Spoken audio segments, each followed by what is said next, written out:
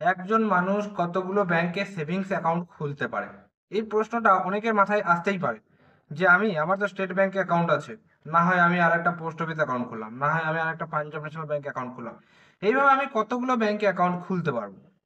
সেটাই আজকের এই ভিডিওতে আলোচনা করব, প্রমাণ সহ। অবশ্যই ভিডিওটি শেষ পর্যন্ত দেখুন। তো দেখুন, কতগুলো ব্যাংকে অ্যাকাউন্ট খুলতে পারবো সেটা জানার আগে আমাদেরকে জেনে নিতে হবে কত রকমের অ্যাকাউন্ট হয়। হুম একটা ব্যাংকে আপনি যখন যাবেন, আপনি কত রকম অ্যাকাউন্ট সেখান থেকে পাবেন পরিষেবা। প্রথম হচ্ছে সেভিংস অ্যাকাউন্ট। এই সেভিংস অ্যাকাউন্টের মধ্যে আপনি কি কি খুলতে পারেন?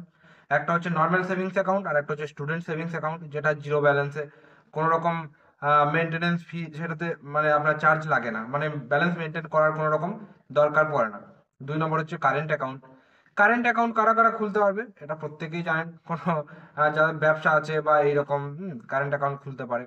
3 নম্বর একটা হচ্ছে, সেটা হচ্ছে স্যালারি অ্যাকাউন্ট। স্যালারি অ্যাকাউন্ট জিনিসটা কি? যারা টাকা পয়সা পায় মাইনে, কোম্পানিতে কাজ করে বা কোনো সরকারি এতে কাজ করে, চাকরি করে, তাদের স্যালারি অ্যাকাউন্ট হয়ে থাকে। স্যালারি অ্যাকাউন্ট তারা মাইনে একদম মাসের শুরুতে মাইনে পেয়ে যাবে, সেই টাকাটা তারা ব্যবহার করতে পারবে। সেভিংস অ্যাকাউন্টের মতোই, সেখানে সুদ টুদ সবই পাবে, শুধু একটা কোনো রকম টাকা সে নিজে থেকে ডিপোজিট করতে পারবে না।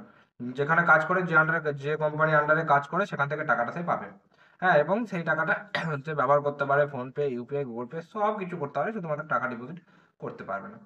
তো এই ধরনের আর একটা, যেটা জয়েন্ট অ্যাকাউন্ট, ওটা তো সব ক্ষেত্রেই হয়, তো সেটা যত করে লাভ নেই। সে জয়েন্ট অ্যাকাউন্ট, সিঙ্গেল অ্যাকাউন্ট সব জায়গাতেই থাকে।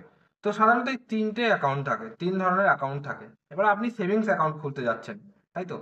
এবার ব্যাপার হচ্ছে, এখানে যেটা দেখছেন যে আপনি ভাবছেন যে আমি হয়তো একটা অ্যাকাউন্ট খুলতে পারবো, দুটো অ্যাকাউন্ট খুলতে পারবো, তো এখানে কোনো রকম লিমিট নেই। মানে কতগুলো ব্যাংকে আপনি অ্যাকাউন্ট খুলতে পারবেন সেই বিষয়ে কিন্তু কোনো রকম বাঁধা ধরা নিয়ম নাই যে আপনি দুটো অ্যাকাউন্ট খুলতে পারবেন, তার বেশি আর পারবেন না। হ্যাঁ, এইরকম আর কি, কোনো রকম নিয়ম নেই। মানে আপনি যতগুলো খুশি অ্যাকাউন্ট খুলতে পারেন, কিন্তু অ্যাকাউন্টের আপনাকে যত্ন নিতে হবে। মানে সেই অ্যাকাউন্টটা খুলে ফেলে রেখে দিলে হবে না, আপনাকে তো লেনদেন করতে, ব্যবহার করতে হবে। যদি ব্যবহার না করেন, সেক্ষেত্রে অনেক হয় না ব্যাংকে এমএমবি, অর্থাৎ মান্থলি মিনিমাম ব্যালেন্স বা মান্থলি অ্যাভারেজ ব্যালেন্স আপনাকে মেনটেন করতে হবে। সেই ব্যালেন্স মেনটেন না করলে ব্যাংক থেকে চার্জ কাটা হবে। তো আপনি যতগুলো ব্যাংকে অ্যাকাউন্ট খুলবেন, ততগুলো ব্যাংক আপনাকে মেনটেন করতে হবে, মেনটেন না করলে আপনার চার্জ কাটা যাবে। হ্যাঁ, অ্যাকাউন্ট খোলাতে কোনো লিমিটেশন নেই, যতগুলো মানে লিগাল লিমিটেশন নেই। যতগুলো খুশি ব্যাংকে আপনি অ্যাকাউন্ট খুলতে পারেন, কিন্তু সেই অ্যাকাউন্টগুলো আপনাকে মেনটেন করতে হবে। এটাই হচ্ছে ব্যাপার।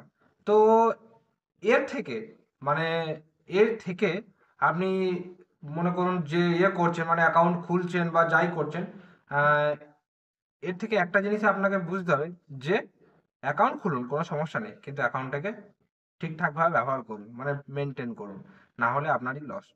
তো যাই হোক, এই ছিল আজকে একটা ভিডিও, ছোট্ট একটা ইনফরমেশন, যে আজকে আমরা ভিডিওতে জানলাম যে কতগুলো ব্যাংকে আপনি অ্যাকাউন্ট খুলতে পারবেন। যদি ভিডিওটি ভালো লেগে থাকে, একটা লাইক করবেন। চ্যানেলে যদি নতুন থাকেন, চ্যানেলটিকে সাবস্ক্রাইব করে পাশে যে বেল নোটিফিকেশন, সেটা অল সেট করাবেন। তো দেখা হচ্ছে পরের কোনো ভিডিওতে, ততক্ষণ পর্যন্ত প্রত্যেকে সুস্থ থাকবেন, ভালো থাকবেন, টাটা এবং ধন্যবাদ সকলকে।